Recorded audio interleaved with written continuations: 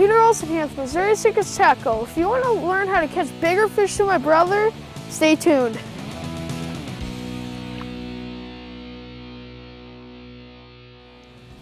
It's still there. And it's big. When you're catching big fish, you strip the line right behind you in one big row so it does not get tangled up. I think it's big. Yep. If the fish starts running like it just did, the line is not tangled up.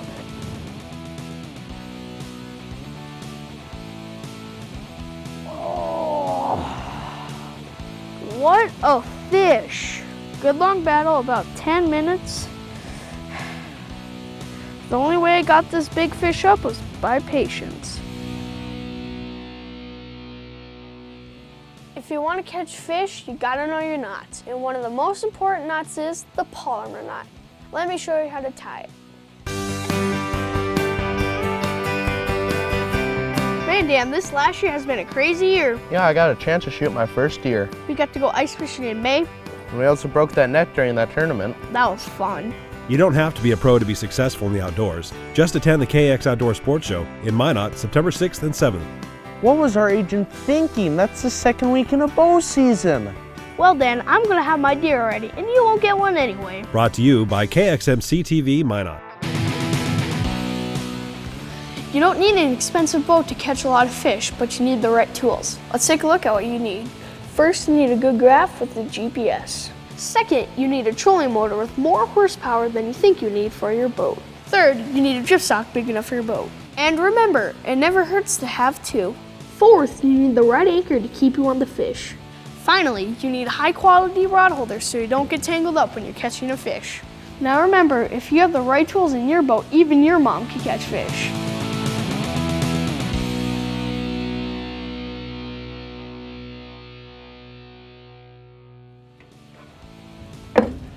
As you may have noticed, we didn't do a secret last week because of this phenomenal North Dakota spring weather. So we decided to give away 2 of the brand new hats. To get one, like this post and our page. As soon as we finish shoveling out the boat, we'll start doing more secrets. Isn't it hot out here? I know, it's like a sauna. Today we're going to talk about one of our favorite pike, walleye, and smallmouth baits. We love using frogs. Let me show you how we hook them up. Use the largest floating jig head you can find and hook them like this.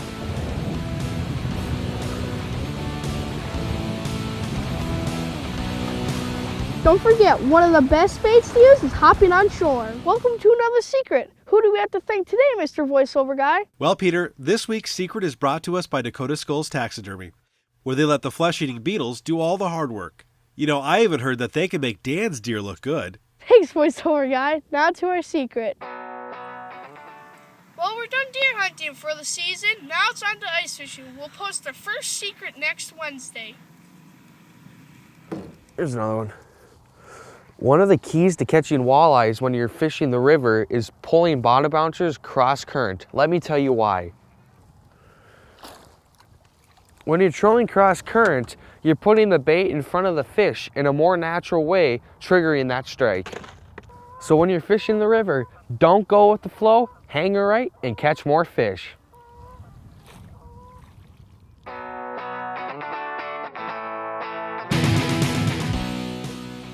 You often hear Dan and Peter talking about you gotta listen to the fish. Well, let's go ask Peter what he means by that. Well, Wade, let's go inside and take a look at some videos and pictures to see what we mean by listen to the fish.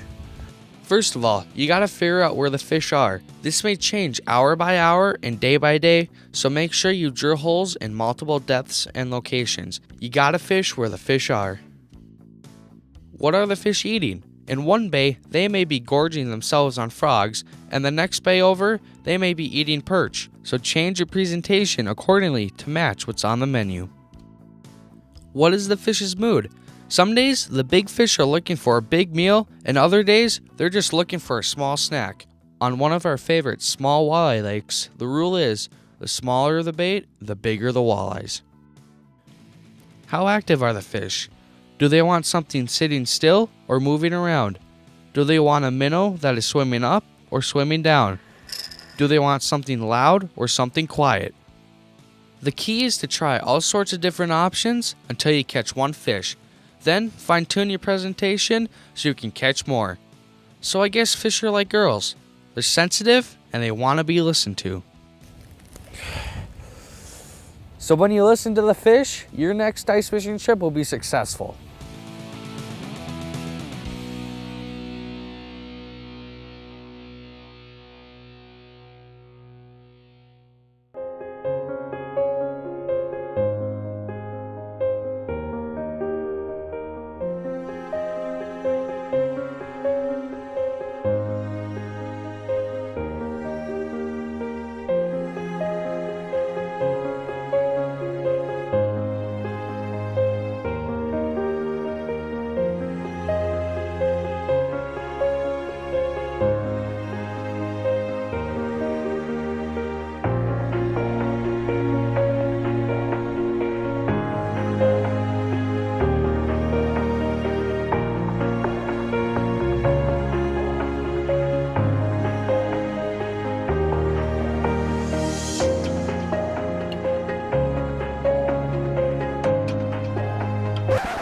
Peter, you can see her at the KX RV and Boat Show. You can find your new true love at the KX RV and Boat Show at the North Dakota State Fair Event Center in Minot, North Dakota. 4 of spades, go fish.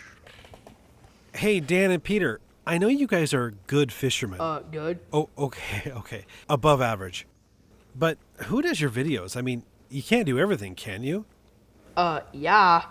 Actually, Mr. Voiceover Guy, one of our best kept secrets is 240 Winning Productions. They do all of our video work on the water, under the water, and even here in the shop. Their motto is see it, hear it, experience it. What's a motto? I don't know. What's the motto with you? Cut! Let's go to the secret.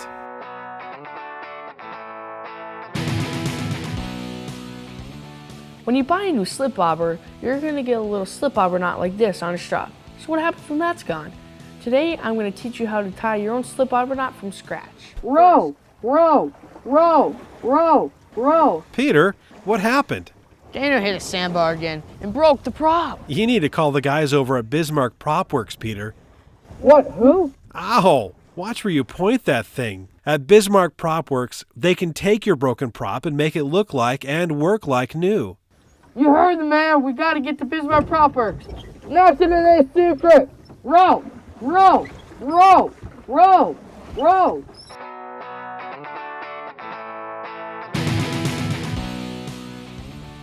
The key to catching a lot of fish is to keep a hook in the water when it comes to tip-ups. This means line markers. We like to use two kinds, a small bobber and a split shot. A bobber is easy to see but can cause more resistance when a fish bites. This is why we like to use them more for our pike tip-ups. A split shot is smaller, can be reeled into the spool, and helps the line come off the spool. This is our favorite for walleyes. If you want to catch more and bigger fish like this, check out our secrets at MissouriSecrets.com. Like that one! Bad idea, good idea. Brought to you by MissouriSecrets.com. Bad idea. Trying to smoke a smelt. Good idea. Buying or selling used stuff at the first annual All Sports Consignment Store. Bad idea. Making a lutefisk smoothie because you can't catch fish. Good idea. Attending a fishing or hunting seminar in order to be more successful in the outdoors. We're here on Lake Oahe in Mobridge, South Dakota at the 2017 Mobridge Ice Fishing Tournament. Let's go take a look and see what it's all about. Well, we've got 1,050 anglers from 14 states in Canada coming to compete for $225,000. We've got 3 ice castles, 5 Honda ATV UTVs, just a tons of great stuff and a lot of good time here on Lake Oahe. After giving away half the prizes at the Friday night rules meeting, anglers take off Saturday morning to fish and have a good time within the tournament boundaries. It's a tournament you come have fun, enjoy time on the ice with your buddies, your family, your kids. But at the same time, if you want to be serious, we all know Lake Oahe is full of fish and a lot of fish to be caught. Now, if the fishing is slow, that's no big deal because at this tournament, there's always something to do.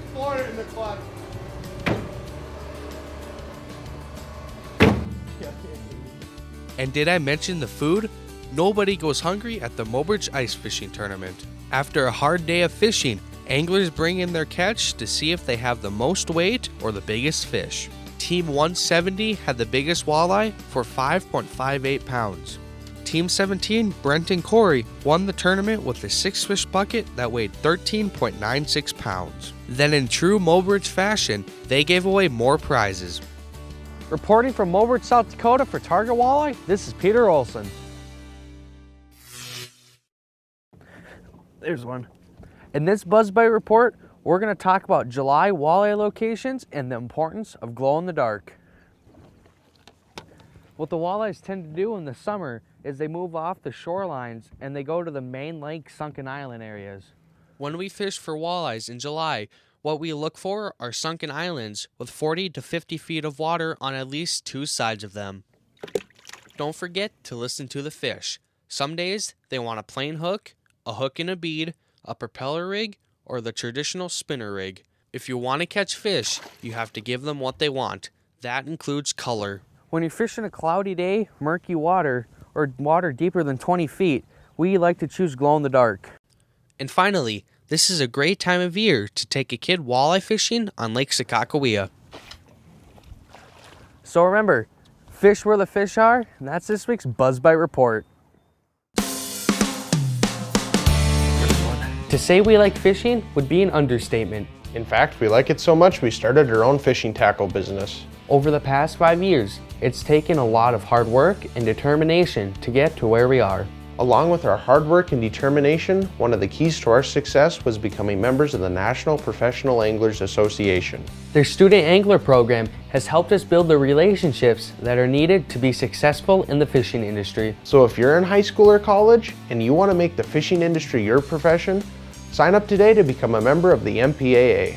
It's only $50, and if you put Missouri Secrets on your application, we'll send you some tackle. And hey, while you're at it, you can check out the MPAA conference. It's coming up in January. When you've been fishing as long as we have, you'll eventually get a hook where it doesn't belong. Today, we're going to show you how to tear it out of your arm. I'm just kidding, Peter. Today, we are going to show you how to safely remove a hook. First, take a 2-foot piece of braided line and tie it into a loop like this. And then put it around the bend of the hook like this. If your patient's a wuss, give them something to bite on. Now put pressure on the shank of the hook and pull. When it's time, pull hard, fast, and don't hesitate. And that's how you remove a hook. And if your patient was good, you can give them a lollipop.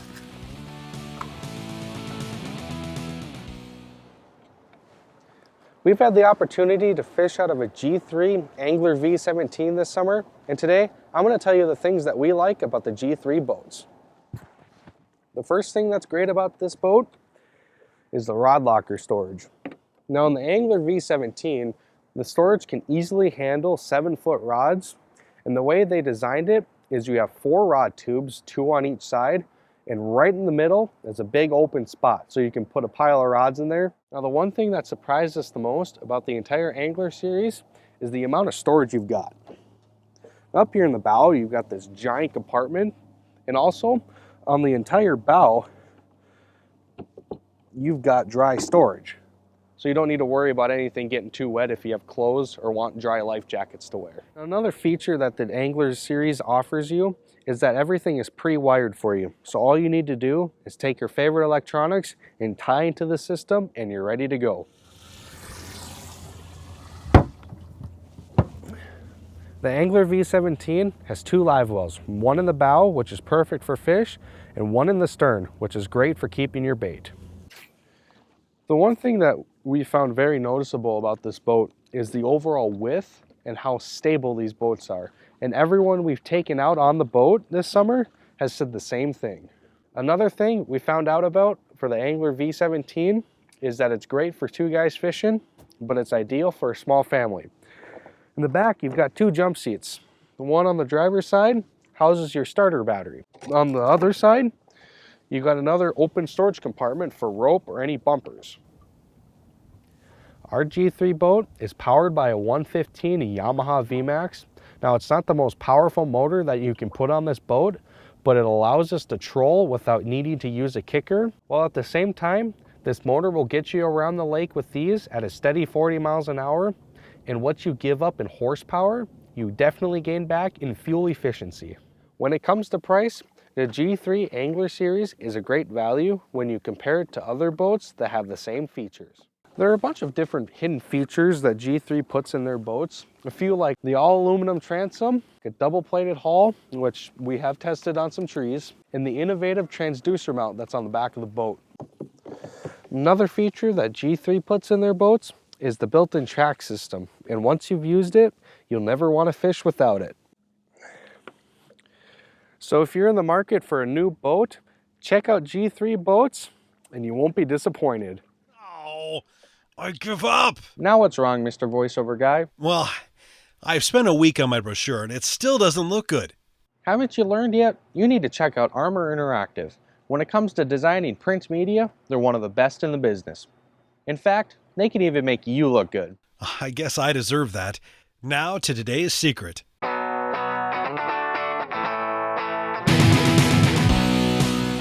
Do you fish rivers or lakes where your baits constantly get gummed up? Well, I want to tell you the solution to keeping your baits clean. So here's the problem. As your line's moving through the water, it's collecting all the garbage that's floating around. The solution is as easy as this little split shot. Let me show you what to do. Just take your split shot and clip it on about 1 to 2 feet above the bait. Now as your line is moving through the water, all of the junk stops at the split shot, keeping your bait clean enough to catch fish. If you don't want to use a split shot, a bobber stop will work just as good. So keep your baits clean and catch more fish.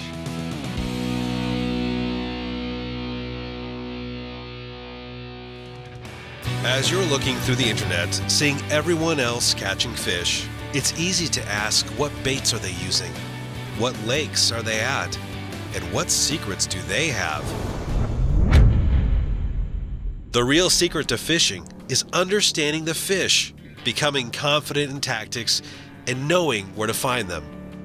Today on this episode of Secrets to Fishing, Peter heads out to Lake Audubon to talk about building self-confidence with a new presentation while he works on fishing blade baits vertically. Then he meets up with Matt Jollymore for an introduction to fishing with lead core for walleye on Lake Mille Lacs. Finally, Peter heads back to Lake Audubon with guide Kellen Latendress as they take advantage of fall Cisco movements for a shot at catching Peter's first muskie.